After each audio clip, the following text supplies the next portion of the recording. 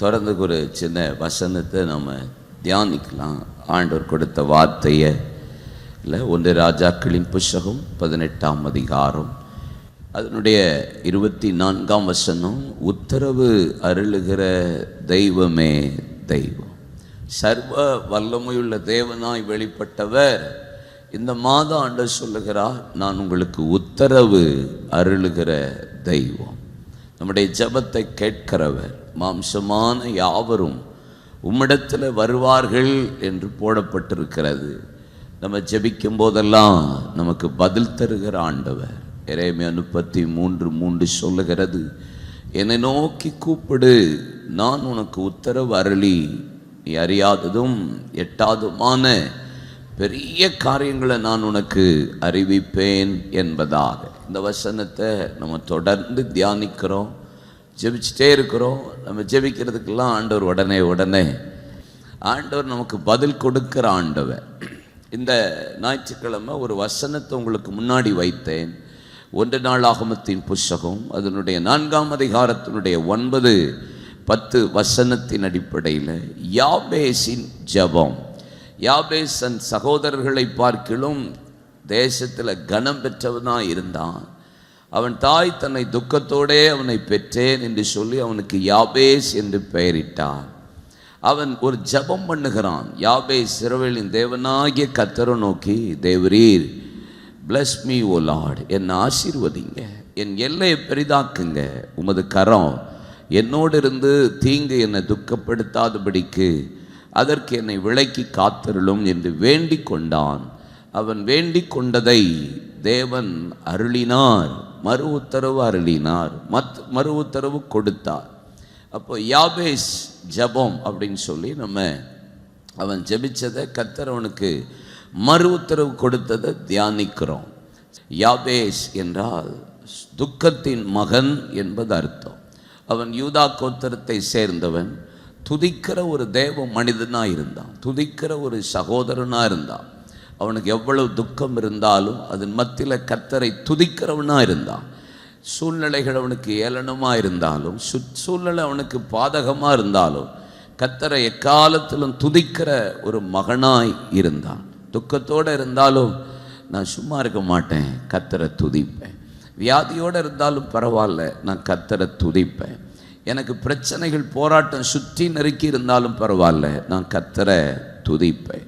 அப்போஸ்தலர் 16ஆம் அதிகாரத்தில் என் கால் கையை கட்டியிருந்தாலும் நான் கர்த்தரை துதிப்பேன். 2 நாளாகமத்தின் புஸ்தகம் 20ஆம் அதிகாரத்தில் யுத்தமே எழும்பி வந்தாலும் நான் யுத்தத்துக்கு முன்னாடி கர்த்தரை துதிப்பேன். ஆண்டவரை உயர்த்துவேன், எக்காலத்திலும் அவரை ஸ்தோத்தரிப்பேன். அவர் துதி எப்போதும் என் வாயில் இருக்கும் என்று வேதம் சொல்லுகிறார். எல்லா சூழ்நிலையிலும் துதிக்கிற பிள்ளைகளை கண்டிப்பாக ஆண்டவர் மறு உத்தரவு கொடுப்பார்.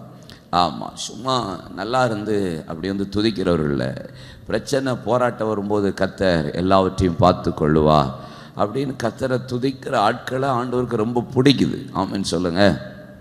ஆமாம், முறுமுறுக்காமல், ஆண்டவருக்கு விரோதமாக பேசாமல், ஆண்டவரை தூஷிக்காமல், ஆண்டவரை மறுதலிக்காமல், பின்வாங்கி போகாமல் என்னை ஆண்டவர் நடத்துகிறார், அதனால் நான் கர்த்தரை துதிக்கிறேன். என்னை உயிரோடு வச்சிருக்கிறதே பெரிய கிருபை இல்லை, அதுக்காக கர்த்தரை துதிக்கிற ஒரு ஆளாக இருக்கணும். நான் உங்களுக்கு ரூத்தில் எலிமெலேக்க உங்களுக்கு சொன்னேன்.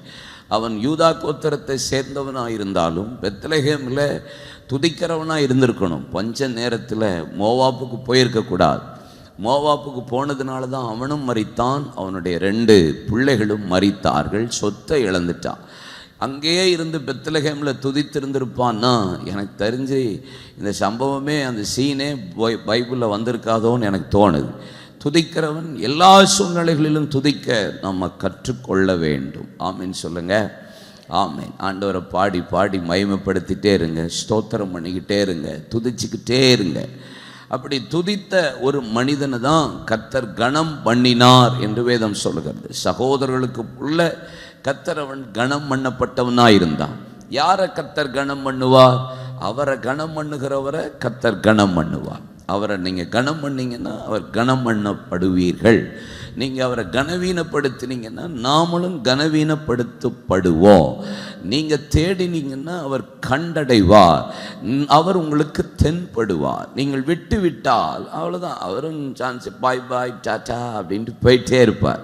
நீங்களும் கனம் பண்ணுகிற ஆளாக இருந்தீங்கன்னா ஆலயத்தை கனம் பண்ணணும், ஜெபத்தை கனம் பண்ணணும், அவருடைய வசனத்தை கனம் பண்ணணும், அவருடைய சமூகத்தை கனம் பண்ணணும். எந்த அளவுக்கு அவரை கனம் பண்ணுகிறீர்களோ கர்த்தர் உங்களை கனம் பண்ணுவார். ரெண்டாவது சொன்னேன், இனி என் பார்வைக்கு அருமையானபடினால் கனம் பெற்றார். பார்வைக்கு, ஆண்டவருடைய பார்வைக்கு, மனுஷன் பார்வைக்கு நம்ம பெருசாக இருக்கிறது பெரிய விஷயமே இல்லை. கடவுளுடைய பார்வைக்கு நம்ம எப்படி இருக்கிறோம் என்பது ரொம்ப முக்கியம். நான் முந்தைய ஒரு தடவை உங்களுக்கு சொல்லியிருக்கிறேன், ஒரு பெரிய செல்ஃபோன் நிறுவனத்தினுடைய ஓனருடைய பையன், ஆமாம், எனக்கு இவ்வளோ பெரிய ஆஸ்தியெல்லாம் வேணாம், 2000 கோடி சொத்தை அவன் அப்பா கையில் கொடுக்குறாரு, அப்படி தூக்கி போட்டுட்டு வேணாம், எனக்கு புத்திஸ்டாக மாற விரும்புகிறேன். அவர் பாருங்கள், அவர் அதில் எவ்வளோ இன்வால்மெண்ட்டாக போயிட்டார். அந்த அளவுக்கு எனக்கு அது ரொம்ப பிடிக்குது. எனக்கு அவர் பார்வையில் நான் கனமிட விரும்புகிறேன், இதெல்லாம் அற்பமாக நினைக்கிறேன்னு சொல்லிட்டு உலக ஆஸ்தியை தூக்கி தூர போட்டு போகிற அளவிற்கு இருப்பாரானா, நம்ம ஆண்டவருக்காக நம்ம இழக்க ஆரம்பித்தோம்னா அவர் பார்வைக்கு நீங்கள் ரொம்ப அருமையாக இருப்பீங்க. இல்லையா சொல்லுங்கள். ஆமென். மன தாழ்மை உள்ளவன் கனமடைவான் என்று வேதம் சொல்லுகிறது. தாழ்மையாக இருக்கிறவனை கர்த்தர் கனம் பண்ணுவார், கடிந்து கொள்ளுதலை ஏற்கிறவனை கர்த்தர் கனம் பண்ணுவார் அப்படின்னு சொன்னேன். இப்போ எந்த அளவுக்கு ஆண்டவர் நம்மளை கனம் பண்ணுவார் என்பதை நான் உங்களுக்கு காண்பித்தேன். அதே போல் அவர் நம் ஜெபத்தை கேட்கிறவர். 1 துதிக்கிறவன், 2 கனம் பெற்றவன், 3 அவன் கர்த்தரை நோக்கி ஜெபிக்கிறவன். யாபேசின் ஜெபம், அதில் தான் ஒரு காரியம் சொன்னேன். யாபேஸ் தேவனை நோக்கி, தேவனை நோக்கி, அப்போ ஒரு ஜெபிக்கிறவன். நம்ம யாரை நோக்கி ஜெபிக்கிறோம் என்பது ரொம்ப முக்கியம்.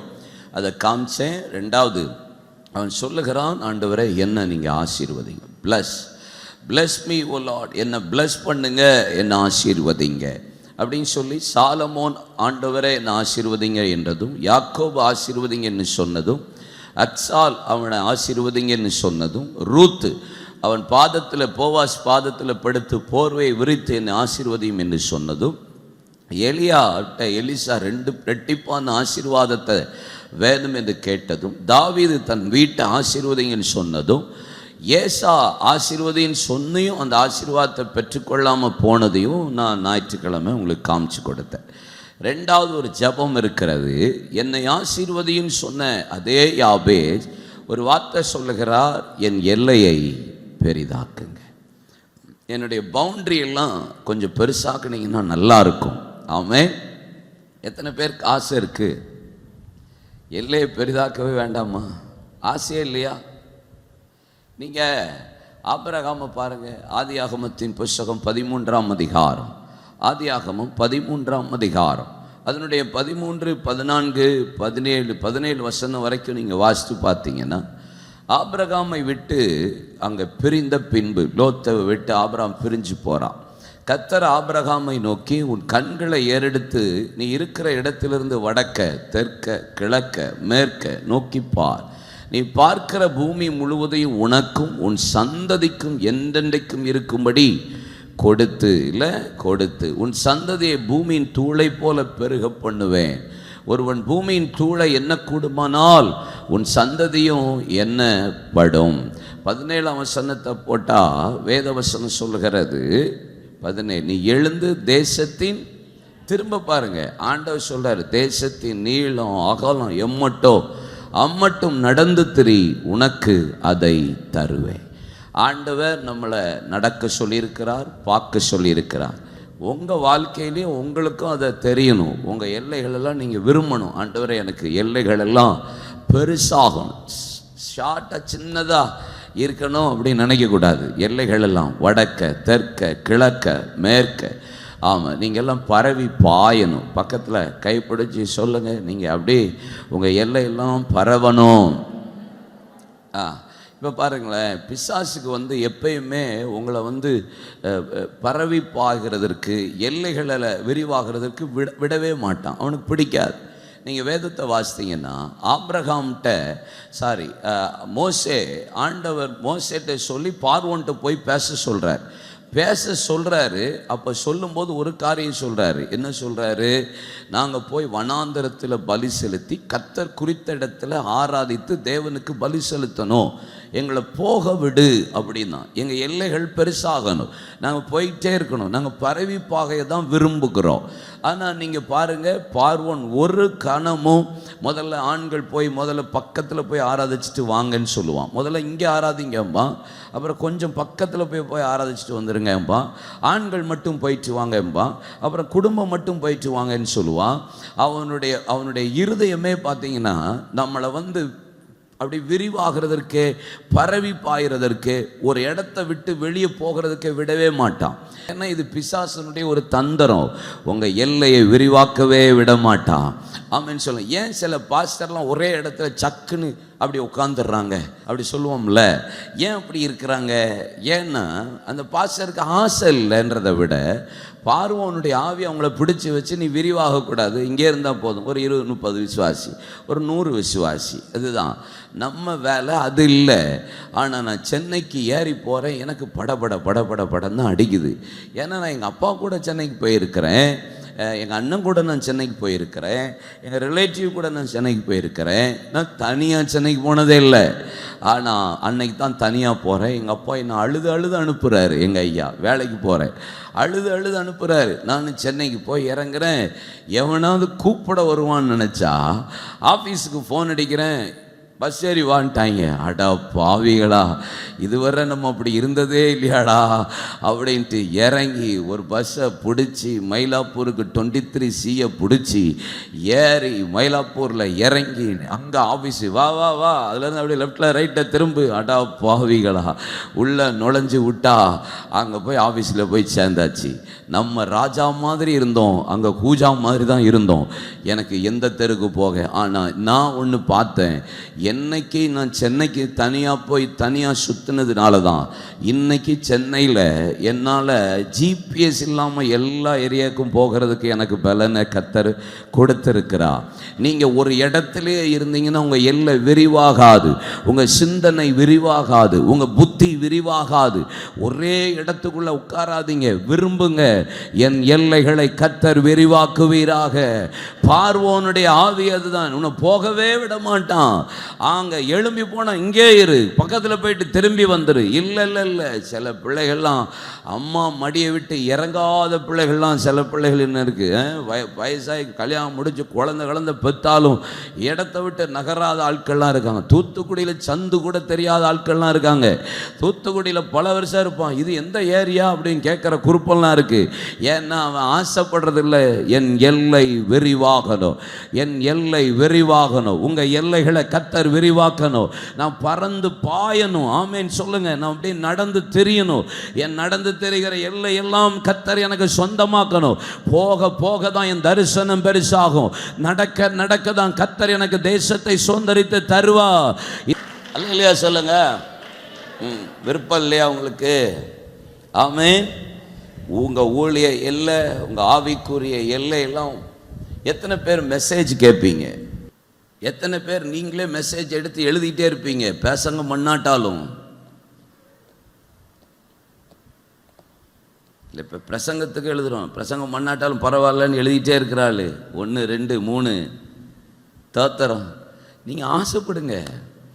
உங்களை நீங்கள் ப்ரிப்பேர் எவ்வளோ பண்ணுறீங்களோ உங்களை கர்த்தர் தூரமாக கொண்டு போவார்.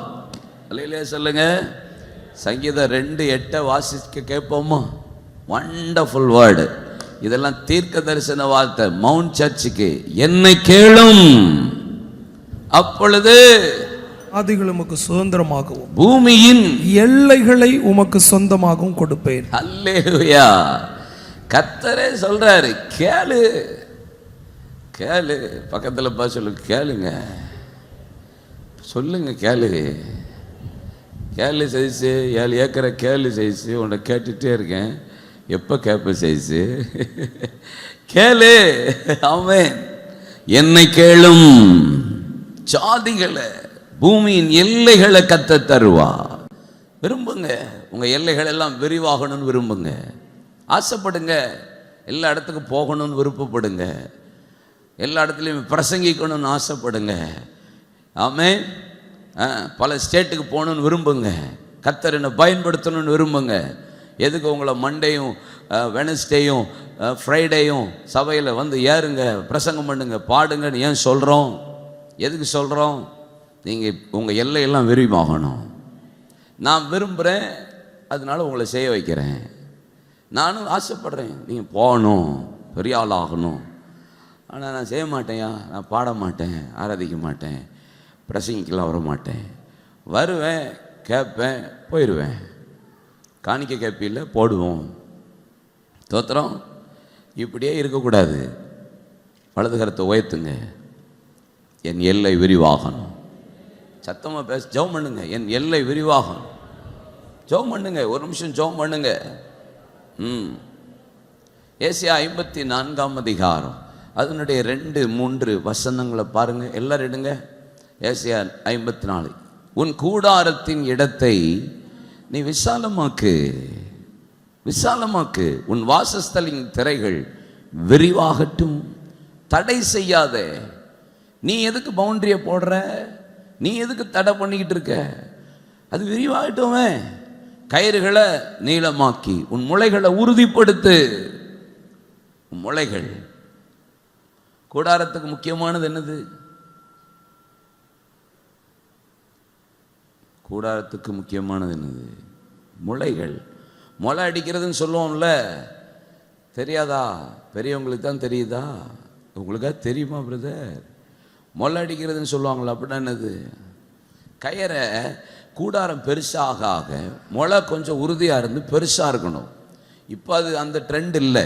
இப்போல்லாம் ஈஸியாக ஜெர்மன் ஷெட்டுன்றாங்க, அந்த ஷெட்டுன்றாங்க. டப்புன்னு கம்பியை தூக்கி நிப்பாட்டி வச்சுட்டு போயிட்டே இருக்கிறான். கூடாரம் உறுதி பண்ணணும் அப்படின்னா கயரை நீளமாக்கிட்டு முளை அடிக்கிறது சொல்லுவாங்க. பெருசாக ஒரு கம்பியை நல்லா இரும்பை ஓங்கி அட்டிவாங்க. தள்ளி அடித்து அந்த கயரை கொண்டு போய் இழுத்து அதில் கட்டி வைப்பாங்க. அப்போ தான் அந்த கூடாரம் ஸ்ட்ரென்த்தாக இருக்கும். அப்போ ஒரு கூடாரத்துக்கு முக்கியம் இது விழாமல் இருக்கிறதுக்கு முளை அடிக்கிறது தான் இருக்குது. உறுதியாக்குன்றாரு. அடுத்த வசனம். நீ வலதுபுறத்திலும் இடதுபுறத்திலும் இடங்கொண்டு பெருகுவாய். உன் சந்ததியார் ஜாதிகளை சோத்தரித்து கொண்டு பாலாய் கிடந்த பட்டணங்களை எல்லாம் குறியேற்றி வைப்பார்கள். இன்னைக்கு மிஷினரிமார்கள் எல்லாம் விரும்பினதுனால தானே நம்மெல்லாம் பாலாய் இருந்த நம்மெல்லாம் குடியேற்றப்பட்டிருக்கிறோம்.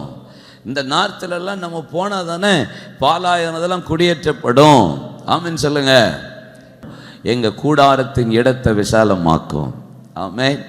நீங்கள் எனக்கு சின்ன வீடு போதும் ஆண்டவரே அப்படிலாம் நான் என்ன சொல்கிறேன்னா, குருவி கூடு மாதிரி உட்காந்துட்டு இருக்காதீங்க. நல்ல வீட்டை தாங்க ஆண்டவரே, கேளுங்க, கர்த்தர் தருவார். நீங்களாம் நல்லா விசாலமாக இருக்கிறது தான் கர்த்தர் விரும்புகிறார். ஆடம்பரம்ங்கிறது வேற, புரியுத? ஆடம்பரம் தேவையில்லை. வீடு நல்லா இருக்கணுமா இல்லையா? ஒரு கூட்டம் நடத்துகிற அளவுக்கு வீடு வேணுமா இல்லையா? ஆமீன் சொல்லுங்க. சர்ச்சிலேருந்து ஒரு 50 பேர் வந்தால் அவங்கள உட்கார வச்சு கூட்டம் நடத்த முடிகிற அளவுக்கு ஒரு வீடு இருக்கணும். அதுதான் நல்ல வீடு. அந்த அளவுக்கு வீடை கர்த்தர் தருவாராக உங்களுக்கு. அந்த வீட்டை உங்களுக்கு கர்த்தர் வாய்க்க பண்ணுவாராக. ஆமீன் சொல்லுங்க. நல்லா விசாலமாக இருக்கட்டும். தோட்டம் போடுங்க. நீங்கள் விசாலமாக போகிறதுக்கு விரும்புங்க. ஆமீன். உங்கள் வாசஸ்தலங்கள்லாம் திரைகள் எல்லாம் விரிவாகட்டும். தடை செய்யாதே. கையை பிடிச்சி பக்கத்தில் தடை செய்யாத. அதில் கோபமாக சொல்லுங்க. கோபப்பட்டு தடை செய்யாத. ஏன் வேண்டாம், போதும் என்ற மனதுடன் கூடிய தேவ பக்தியை மிகுந்த ஆதாயம். செருப்பு எதுக்கு ஒன்று தடை செய்யாத. அல்லேலூயா. சோம்பேறியை கொண்டு என்ன செய்ய முடியும்? ஒரு புண்ணாக்கும் செய்ய முடியாது. கூடாரத்தின் இடத்தை விசாலமாக்குங்க. அல்லேலூயா சொல்லுங்க. ஜெபம் பண்றான் பாருங்க. யாபேஸ் ஜெபிச்ச ஜெபம் அப்படியே அருளினார்னா காரணம் ஃபோக்கஸ்டு பிரேயர். ஜெபிங்க. குடும்பமா கேளுங்க, பிள்ளைகளா கேளுங்க. உங்க பிள்ளைகளுக்கு ஆசை இருக்காதா? இப்படியே வீட்டில் இருக்கோமே, வாடகை வீட்டில் இருக்கோமே, போவேணான்னு ஆசை இருக்காதா? கேளுங்க. சும்மா சிம்பிளாக வாழ்ந்தா போதும். நீங்கள் சிம்பிளாக வாழ்க்கையில் காட்டுங்க. சிம்பிளாக உங்கள் வாழ்க்கையில் காட்டுங்க. வர்றதெல்லாம் கர்த்தருக்கு கொடுங்க. நல்லா கர்த்தருடைய நீங்கள் கர்த்தருடைய பிள்ளைகளாக வாழணும்னு தானே ஆண்டவர் விரும்புகிறாரு. ஆமென் சொல்லுங்க. விசாலமா தோத்திரம். ஒன்று. அடுத்த வார்த்தை என்ன போட்டிருக்கு? உமது கரம் என்னோடு இருந்து. செகண்ட் ஜெபம் அவன் செய்கிற ஜெபம் என்னது? உம்முடைய கரம் என் கூட இருக்கணும். விசாலமாகிறது மேட்டர் இல்லை, என் ஜெபம் கேட்கப்பட்டது விஷயம் இல்லை, என்னை ஆசீர்வதிக்கிற விஷயம் இல்லை. இன்னொன்று இருக்குது, உங்கள் கரம் என் கூட இருக்கணும். உங்களுடைய கரம். ஆண்டுடைய கரத்தை பற்றி வேதத்தில் என்ன சொல்லியிருக்கிறது வாசிப்போமா? 1 நாளாகமத்தின் புஸ்தகம் 29ஆம் அதிகாரம் அதனுடைய 12 பாருங்க. ஐஸ்வர்யமும் கனமும் உம்மாலே வருகிறது, தேவரீர் எல்லாவற்றையும் ஆளுகிறவர். உம்முடைய கரத்திலே சத்துவமும் வல்லமையும் உண்டு. சத்துவமும் வல்லமையும் உண்டு. அவர் கரத்துல தான் சத்துவமும் வல்லமையும் இருக்குதான். ஆச்சரியமா இருக்க பாருங்களேன். 2 நாளாகமம் 20:6 பாருங்க. உம்முடைய கரத்துல வல்லமையும் பராக்கிரமமும் இருக்கிறது. உம்முடைய கரத்துல சத்துவமும் வல்லமை மாத்திரம் இல்ல, வல்லமையும் பராக்கிரமமும் இருக்கிறது. எஸ்ரா 7ஆம் அதிகாரத்தில் 6ஆம் வசனத்தை நீங்க வாசித்து பாருங்க. வேதம் சொல்லுகிறது, கர்த்தருடைய கரம் அவன் மேல் இருந்ததினால் அவன் கேட்டவைகளை எல்லாம் ராஜா அவனுக்கு கொடுத்தார். நீங்க எஸ்ராவின் புஸ்தகத்தில் அடிக்கடி, எஸ்ராவின் புஸ்தகத்தில் பாருங்க, நெகேமியாவின் புஸ்தகத்தில் பாருங்க, நெகேமியா சொல்லுவார், கர்த்தருடைய கரம் என் மீது இருந்ததுனால கர்த்தர் என் வழியை வாய்க்கப்படினா, கர்த்தருடைய கரம் என்னோடு கூட இருந்ததுனால சத்துருக்களுக்கு நீங்களாக்கி என்னை பாதுகாத்தார். கர்த்தருடைய கரம் என் மீது இருந்ததுனால நான் ராஜாட்ட கேட்டவைகளை கர்த்தர் கொடுத்தார். கர்த்தருடைய கரம் என்னோட இருந்ததுனால நான் ராஜா தீட்ட தவணை கேட்டேன், அதை கர்த்தர் எனக்கு வாய்க்க பண்ணினார். கர்த்தருடைய கரம் என்னோடு இருந்ததுனால தீங்கு என்னை துக்கப்படுத்தல. கர்த்தருடைய கரம் என்னோடு, என் மீது. ஆண்டவருடைய கரம் நம் மீது இருக்கணும். இல்லையா சொல்லுங்க. கர்த்தருடைய கரம் என் மீது வர்றதுக்கு என்ன செய்யணும்? 2 ராஜாக்களின் புஸ்தகம் 3ஆம் அதிகாரம் 15ஆம் வசனம். ஏற்கனவே உங்களுக்கு தெரிஞ்ச ஒரு சம்பவம் தான். 3 ராஜாக்கள் யுத்தத்துக்கு புறப்பட்டு போறாங்க. இல்லை, 3 ராஜாக்கள். ஒன்று யோராம், இன்னொன்று யோசபாத், இன்னொன்று ஏதோமின் ராஜா. 3 ராஜா யுத்தத்துக்கு போகிறாங்க. யுத்தத்துக்கு போகிற வழியில் ஆமாம் குடிக்க தண்ணி இல்லை, தவுண்டு போகிறாங்க, தவித்து போகிறாங்க, மிருகங்களுக்கு தண்ணி இல்லை, அப்படியே போயிட்டுருக்குறாங்க. இப்போ என்ன செய்ய? ஆகாப்பின் பையன் கேட்குறான், யோராம் கேட்குறான், என்ன செய்யலாம்ப்பா, இங்கே யாராவது ஞானதரிசிக்காரன் தீர்க்கதரிசி இருந்தால் கர்த்தர் இடத்துல போய் விசாரிப்போம். சரி, ரைட்டு, யார் இருக்கா? இங்கே ஒரு தீர்க்கதரிசி எலிசான்னு ஒருத்தர் தீர்க்கதரிசி இருக்கிறார். எலியாவின் கைகளுக்கு தண்ணீர் வார்த்த ஒரு மனுஷன் இருக்கிறான், அவன்கிட்ட போய் நம்ம தீர்க்க தரிசனம் கேட்போன்னு சொல்லிட்டு போய் தீர்க்க தரிசனம் கேட்கிறார்கள். அப்பொழுது வேதம் சொல்லுகிறது, யோராமை பார்த்து சொல்கிறான், உனக்கெல்லாம் தீர்க்க தரிசனமா வெளுக்க போகிறேன்.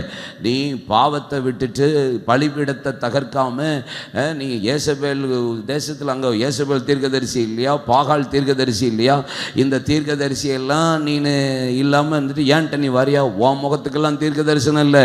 யூதாவின் ராஜாவாகிய யோசபாத்தின் முகத்தை பாராதிருந்தால் நான் தீர்க்க தரிசனமே சொல்ல மாட்டேன். உடனே யோசபாத்தை கூப்பிட்டு சொல்கிறான், உனக்காகத்தான் இன்னைக்கு தீர்க்க தரிசனம் வருது. நான் சொல்கிறேன், இங்கே வா, உனக்கு தீர்க்க தரிசனத்தை உரைக்கிறேன். இங்கே வா, ஒரு வாத்தியம் வாசிக்கிறவன் இடத்துல கொண்டு வா. அவன் வாசித்த உடனே கர்த்தருடைய கரம் அவன் மீது இறங்கியது.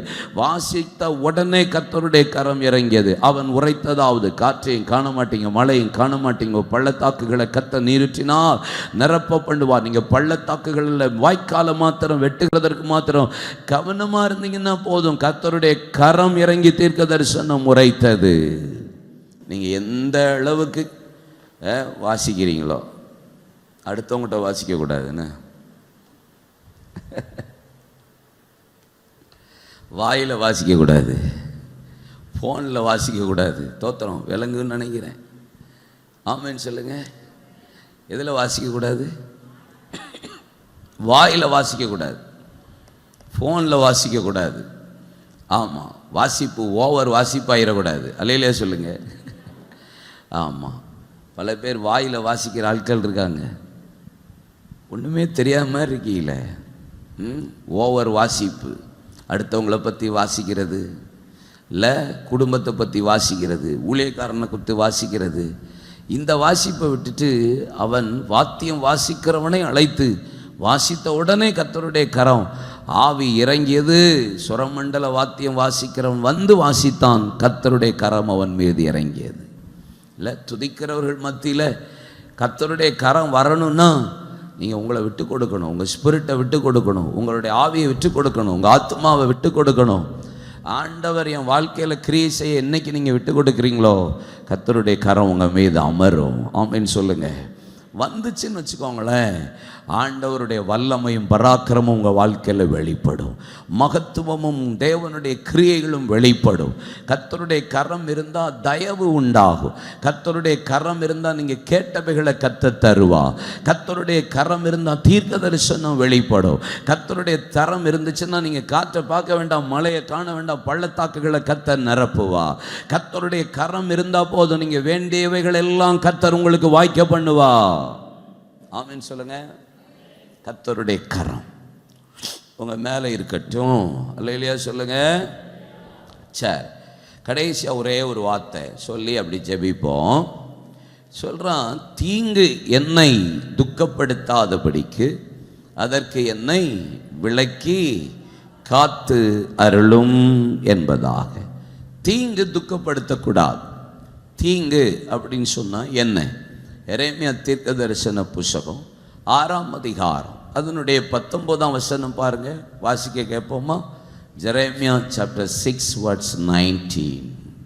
பூமியே கேள், இந்த ஜனங்கள் என் வார்த்தைகளை கேளாமல் இருந்து என் நியாயப்பிரமாணத்துக்கு செவி கொடாமலும் அதை வெறுத்து விடுகிறார்கள். அவர்கள் மேல் நான் நினைவுகளின் பலனாகிய தீங்கை வரப்பண்ணுவேன்.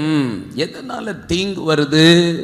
பூமியே கேள், இந்த ஜனங்கள் என் வார்த்தைகளுக்கு கேளாமல் இருந்து என் நியாயப்பிரமாணத்துக்கு செவிக கொடுக்கறதில்லை, அதை வெறுத்து விடுகிறார்கள்.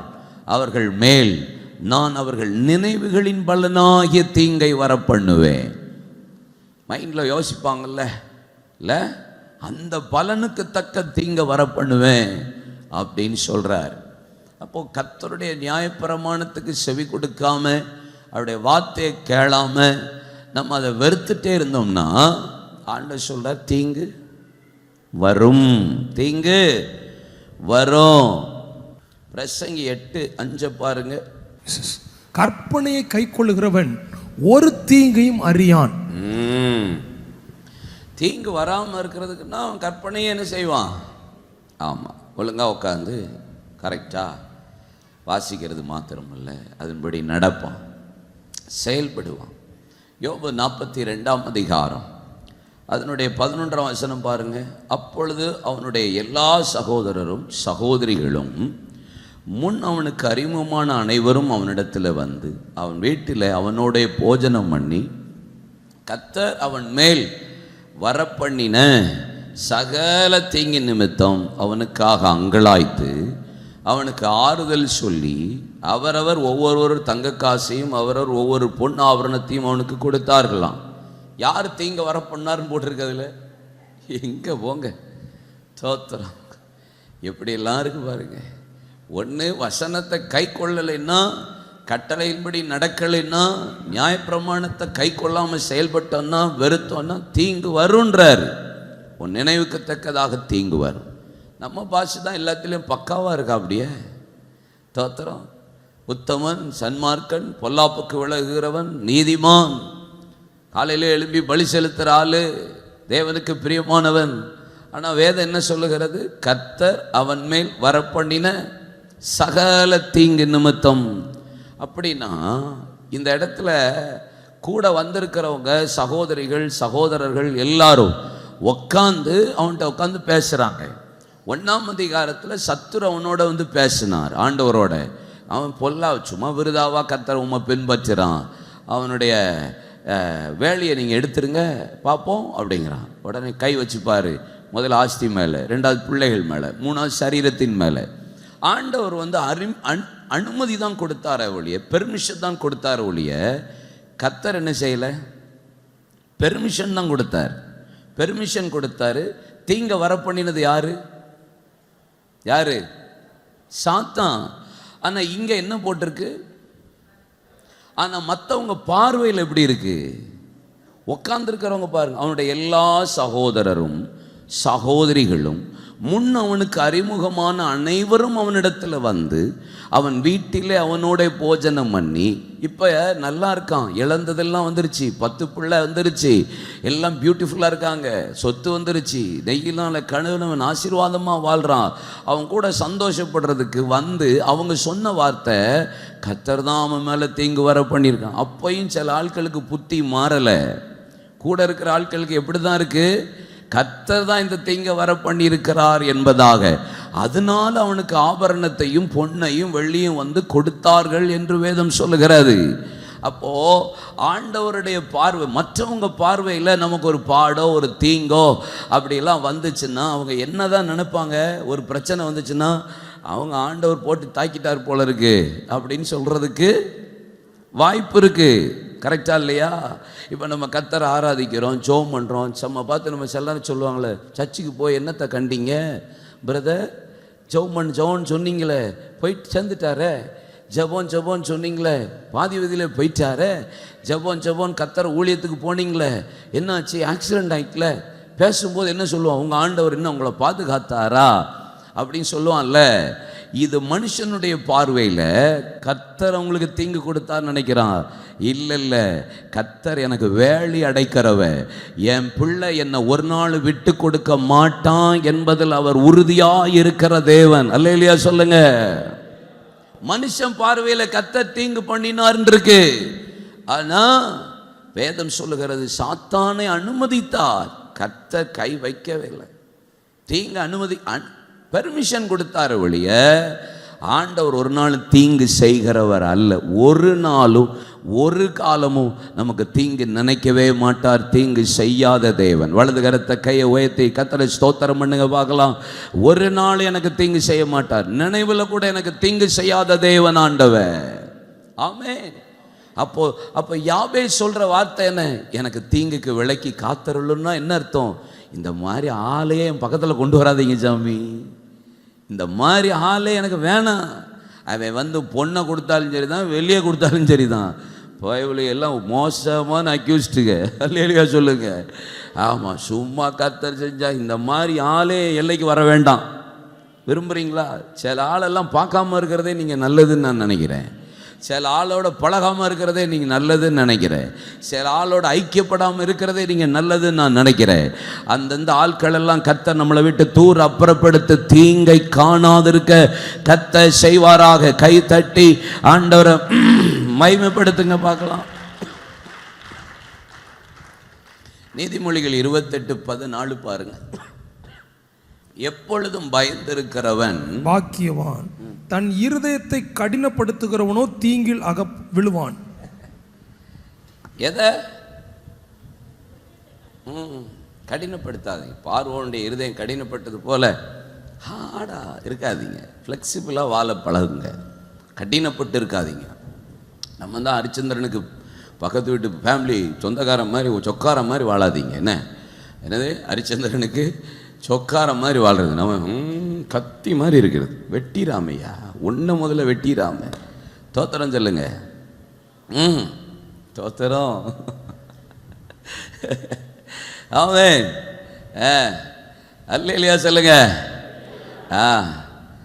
கடினப்படுத்துகிறவனும் தீங்கில் விழு. இருதயத்தை கடினப்படுத்தாதீங்க எந்த விதத்திலையும்.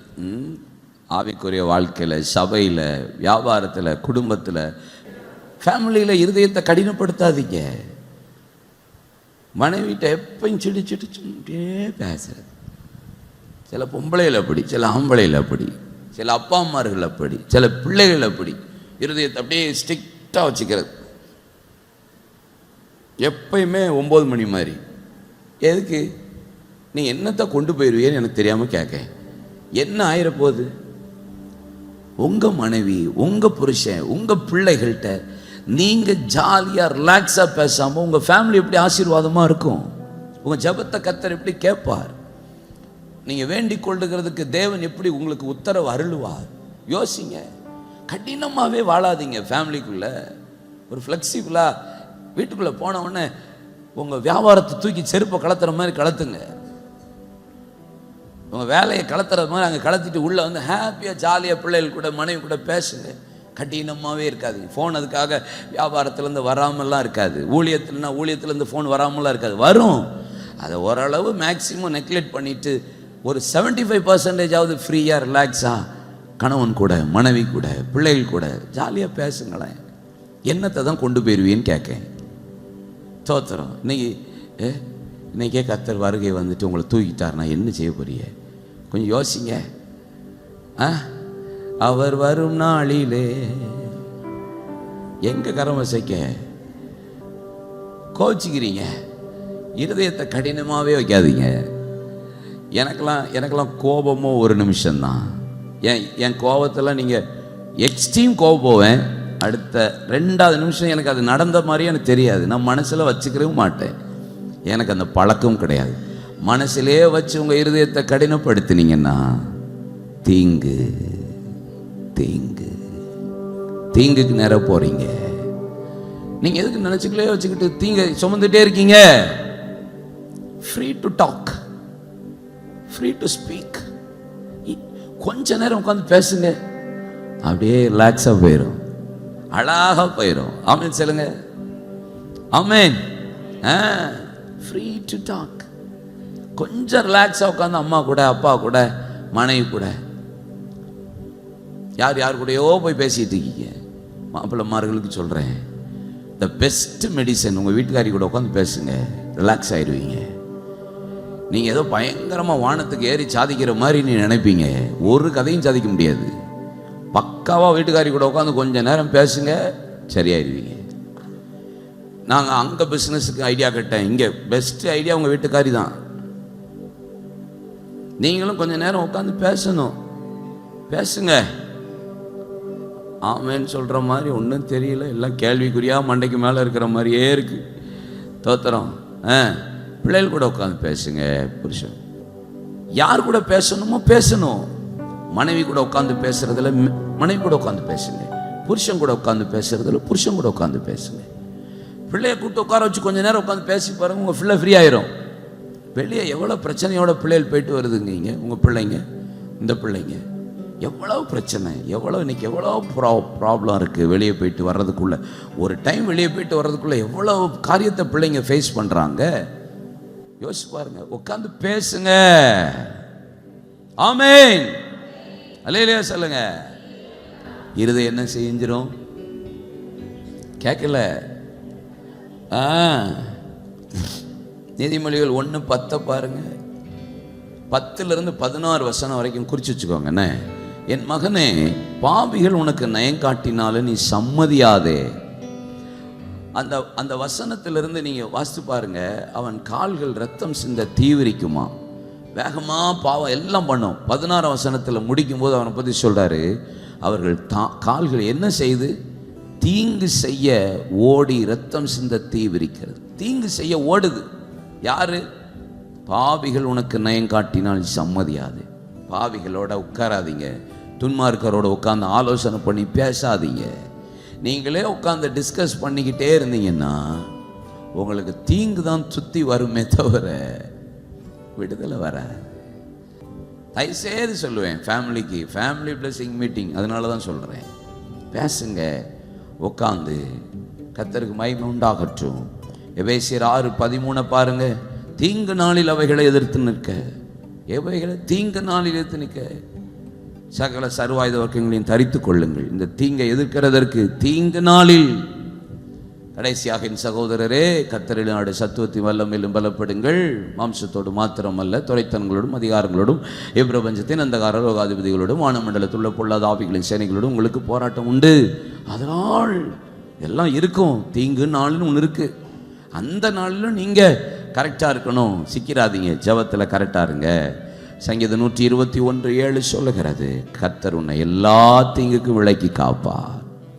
செப்பனியா 3:15 சொல்லுகிறது, இஸ்ரவேலின் ராஜாவாகிய கர்த்தர் உன் நடுவில் இருக்கிறார். இனி நீ தீங்கை என்ன செய்ய மாட்டீங்க, காண மாட்டீங்க.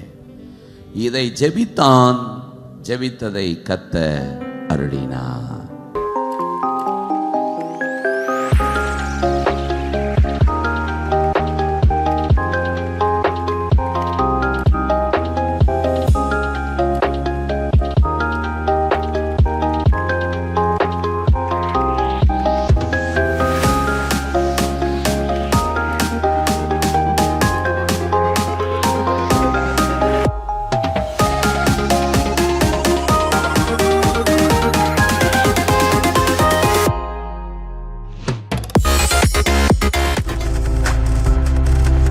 நீங்கள் பார்த்து கொண்டிருப்பது உங்கள் ஜாய் டிவி. உங்கள் துக்கம் சந்தோஷமாய் மாறும்.